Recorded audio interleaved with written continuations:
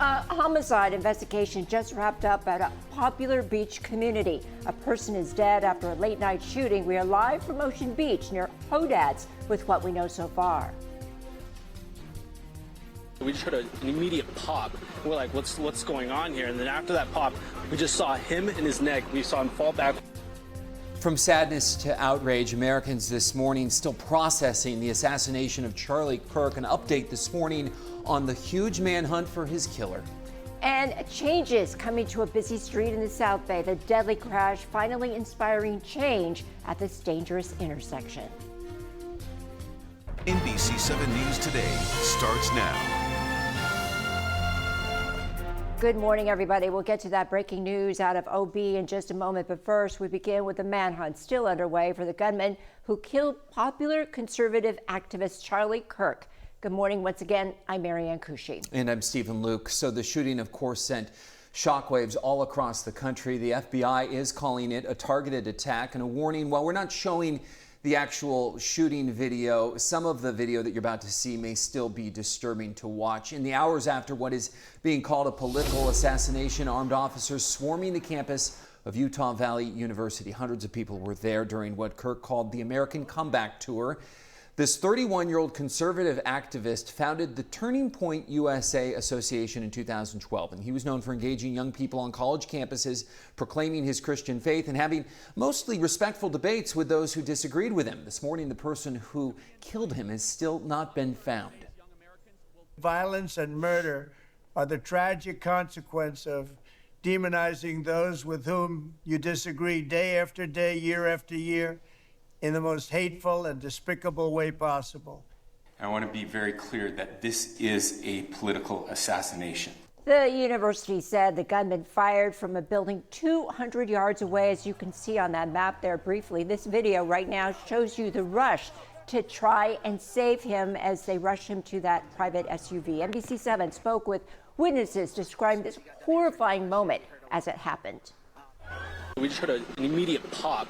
We're like, what's going on here? And then after that pop, we just saw him in his neck. We saw him fall backward. He was actually just talking about mass shootings too, which is crazy. As soon as he got done answering the question, we heard a loud pop. He got hit in the left side of his neck and dropped. We all dropped. His security dragged him out of there, and we just ran. Well, last night, a number of vigils were held across our nation in remembrance of Kirk. There was one at the Utah State Capitol in Salt Lake City. The event included both Republican and Democratic lawmakers. Donald Trump ran on a pledge to get rid of the Department of Education. We can agree with that? No, yes or no? Charlie Kirk was known by young people all across the nation for his college events like the one here. Kirk would often promote his conservative beliefs and challenge liberal ideas. He was actually in San Diego in May of this year. His assassination sparking conversations this morning about growing political divisiveness across the country. He was a great example of how you can have a debate civil, how you can always respect people on the other side. He was a great representative of democracy. Definitely a symbol of free speech, and it sucks to see someone's opinions, end up that way. We have to stop using violence in order to convey a sort of message. It's okay to have disagreements on any matter, but it's never okay to use violence. A live look at the White House this morning, where it's 8 o'clock in the morning. The president clearly in mourning as his message and on his social media post. President Trump has ordered flags to fly at half-staff in Kirk's memory, just as the country is getting ready to mark the 24th anniversary of the 9/11 attacks. Vice President J.D. Vance is canceling his trip to New York, and he and Second Lady is set to travel to Utah this morning to pay respects to the Kirk's family. Leaving a wife and 2 young kids behind. The manhunt for the gunman still underway. We're going to have a live report for you from Washington, D.C. coming up right within our next half hour or so. So stay right here as you're getting ready for the day, right here on NBC 7 and online for the latest in the investigation. We do have other news to fill you in on from overnight, and this is out of OB, Ocean Beach. 1 person is dead and 2 suspects on the run after this deadly shooting right along the main drag there. And it indeed has been a very busy news cycle here as we've been collecting information on this story. In fact, NBC7's Nicole Gomez it has some new information. She's live right now at the scene with new details. Yes, well, as I was pulling up, this whole area was flooded with police officers, investigators looking at this parking lot right next to the Hodads. But as I was getting out of my car to come over and give you this live report, police ended up leaving the scene, so everything has been cleared. The street right here on Newport Avenue has been opened. The alleyway behind Hodads and all of these businesses here along Newport has been opened as well to the public. So here is what I gathered from the watch commander, who I just spoke with just an hour or so ago. This is the information that he gave me. The shooting was reported around 11:30 last night along Newport and Bacon and Ocean Beach. San Diego police responding and found the victim down, suffering from a gunshot wound in the parking lot next to Hodads, which, by the way, was closed at the time. They close at 9 p.m. The watch commander telling me that he believes the victim is a man who was transported to the hospital but died around midnight. The reporting party was a friend of the victim. Witnesses on the scene described two men in their 20s or 30s running from the scene into an alley. No suspects have been arrested. Now, I asked the watch commander if he had any information about the situation leading up to the shooting. Did the victim and suspects know each other? Was there any sort of altercation? He didn't know any of those details, but said homicide is obviously investigating and they'll be putting out more information in the coming hours. We're live in Ocean Beach. Nicole Gomez, NBC7. Nicole, thanks very much. Now we turn to the South Bay. Now a busy and often dangerous thoroughfare in Chula Vista is getting some much needed safety improvements today. This announcement coming nearly a month after two people were killed right along Telegraph Canyon Road, which is what we're talking about here. NBC7's Audra Stafford is live along this busy thoroughfare in the South Bay. And Audra, we're hearing that one big change has already been made that's impacting drivers there. That's right, and you can see it right here behind me. So this is the intersection of Telegraph Canyon and Old Telegraph Canyon Road, and you used to be able to make a left out of here onto Telegraph Canyon, but you can see that has now been blocked off. So they've made this a right turn only lane, and that's because this has been an especially dangerous part of Telegraph Canyon Road. But there's a lot of problems along this road. So this change here came just weeks after a crash just down the road from here at Telegraph Canyon and Apache Road. That took place last month, and two men were killed. Their wives were seriously injured when their car was broadsided there. As Chula Vista police continue their investigation into what happened in that crash, Mayor John McCann is pushing for more changes along this busy roadway. He says traffic safety and public works will be conducting a 4-week study of Telegraph Canyon Road to review crash history, speed, infrastructure, lighting, and enforcement. Then they'll assess what additional changes are needed to make this road safer. Dr. Rick Chalk works near this intersection, and he says he hopes the changes will help cut down on accidents in this area. I think that's great. I think the mayor's done a really good thing here. You know, when we got notice of it, I was actually, I was a little bit hesitant at first because a lot of our customers and patients need that left-hand turn. But in seeing how safe it is, it's for the better.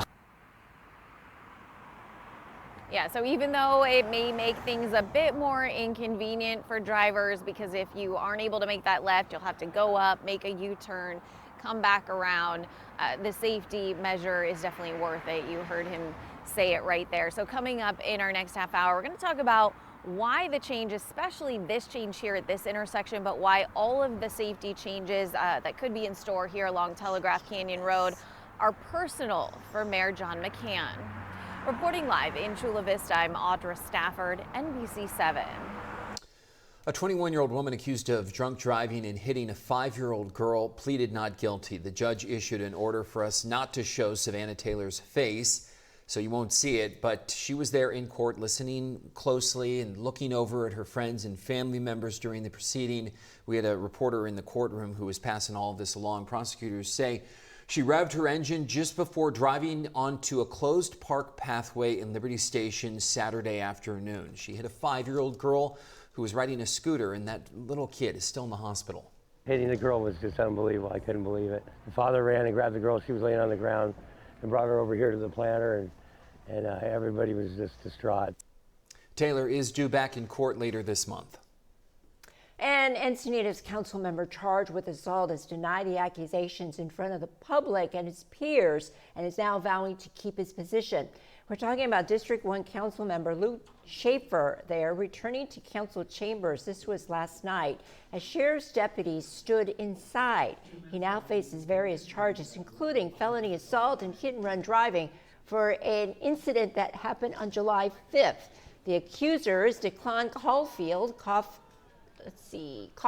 says that he put trash cans in front of his property on 5th Street near A Street to save a spot for a construction worker during work on his home.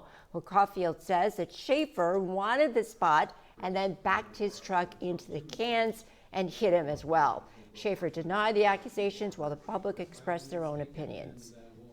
When the people of Encinitas entrusted him with office, they did not give him license to indulge his temper, to endanger others, or to shirk accountability. I hope that things are done fairly in court and no one should be forced to recuse themselves because they're accused of something. False accusations will not distract me or deter me from the vital work that the people of Encinitas elected me to do.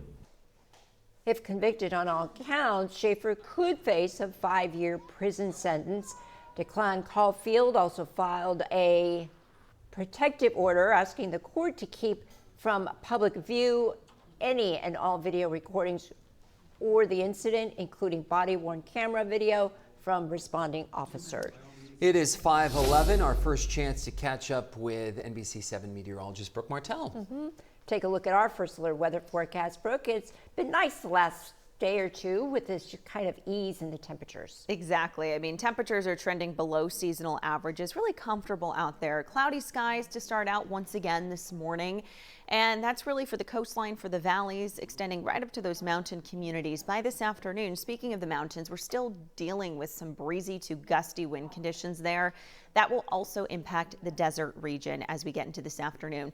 Looking ahead to your weekend, your temperatures are going to gradually warm up to near seasonal norms. This is a trend that actually takes us into next week, where those daytime highs could trend slightly above their seasonal average. And here is a look at the First Alert 7 Doppler. Again, the patchy cloud cover getting picked up on satellite imagery. And here is a look at what we can expect for that hourly forecast if you are heading to the 9/11 ceremony aboard the USS Midway Museum. That begins at 2:30 this afternoon. Really pleasant conditions this morning, right around the upper 60s, heading into the afternoon hours, settling into about 74, 75 degrees. We'll have that steady westerly flow as well. Those winds close to about 10 up to 15 miles per hour. School day forecast for Chula Vista. Temperatures are going to be really comfortable again, right around 7, 8 o'clock, mid 60s, patchy clouds. By pickup between 3 and 4. Low 70s, mostly clear skies. And a look at the rest of your area forecast. Down towards Imperial Beach, 72 degrees. Same thing goes for La Jolla. We have 76 for La Mesa, 78 for Poway, 80 degrees for Ramona. So we're trending a little bit warmer there today. We have some 70s up to the low 80s for the mountains. Again, those breezy conditions picking up this afternoon. We'll take a closer look at that coming up. And 90s remain over the desert region. Let's get you caught up on traffic, what you can expect out the door. Things are pretty quiet at this hour, seeing a lot of green on your traffic map. So good news on that front. A little bit of a slowdown here, though, for commuters going just past the 54 along the 805 north. You can see, again, a little bit of a slowdown, a backup leading up to the 94. Stephen and Marianne, I'll send it back over. A local grocery store, the latest site of a violent attack. We've got the very latest into a stabbing investigation in North County. We'll be right back with lots more news to tell you. It's almost 5:15.